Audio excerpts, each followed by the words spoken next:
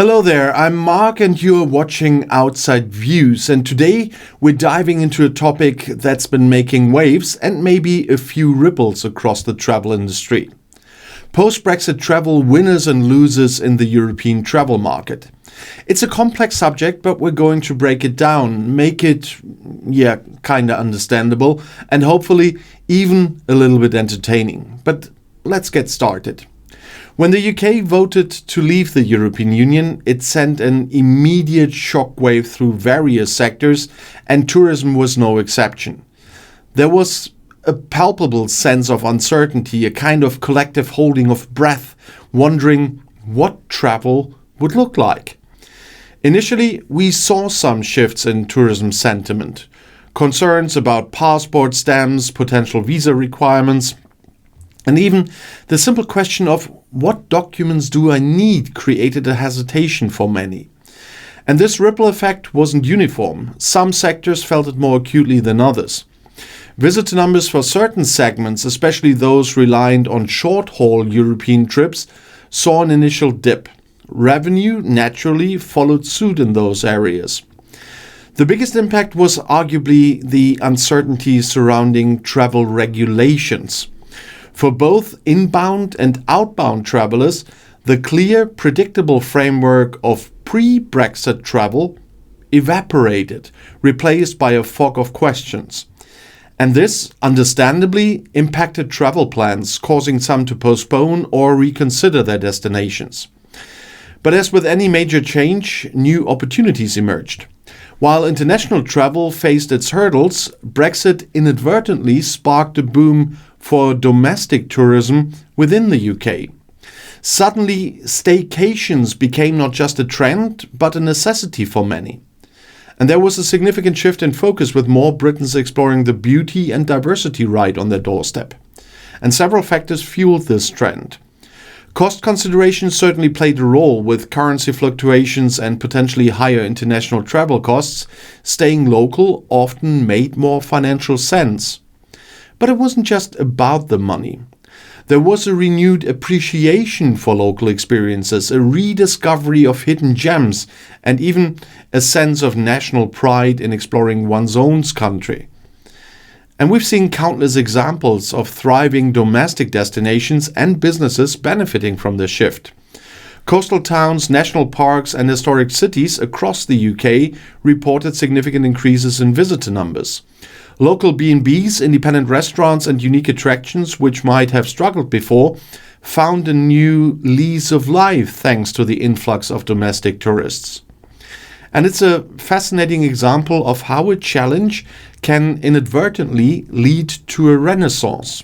However, for businesses heavily reliant on international visitors, the landscape has been far more challenging. Think about hotels in major cities, high-end restaurants, and popular tourist attractions that once welcomed a steady stream of European and international guests. They have had to navigate a complex new reality. Currency fluctuations have been a significant hurdle, impacting pricing strategies and profit margins. Increased travel costs, whether through new fees, insurance, or simply the perceived hassle, have made the UK a more expensive proposition for some international travelers. And let's not forget the bureaucratic complexities.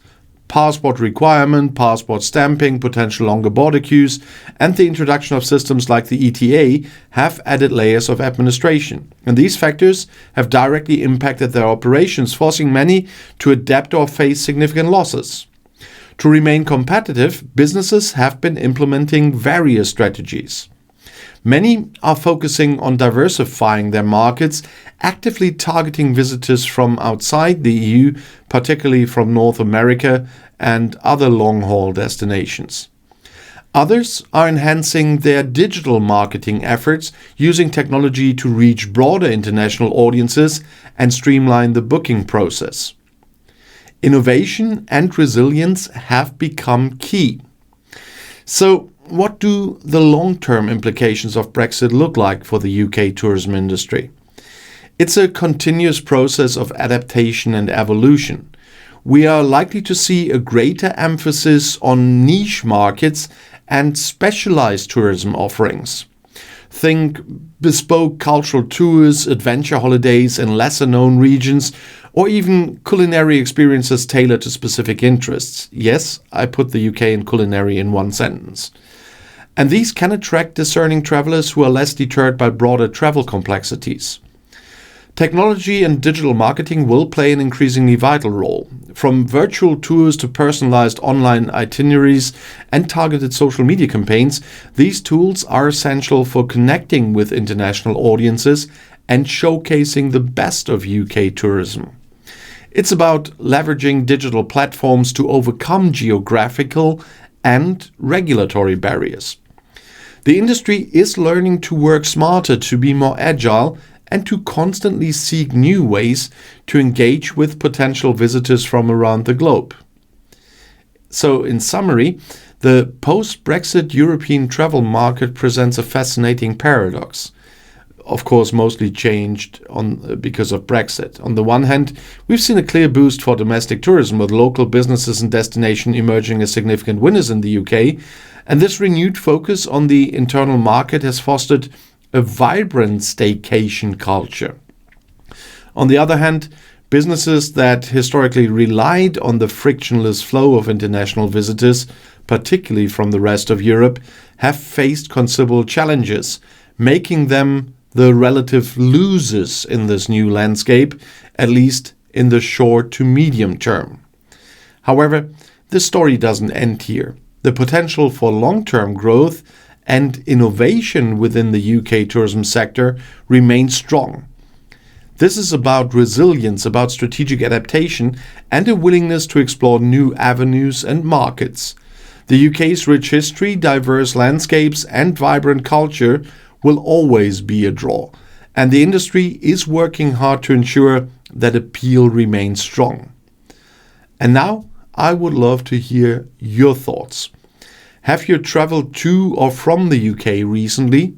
What have your experiences been like? So please share your thoughts and experience on this changing travel landscape in the comments below the video. And don't forget to like this video, subscribe to Outside Views for more insights, and hit that notification bell so you don't miss our next adventure.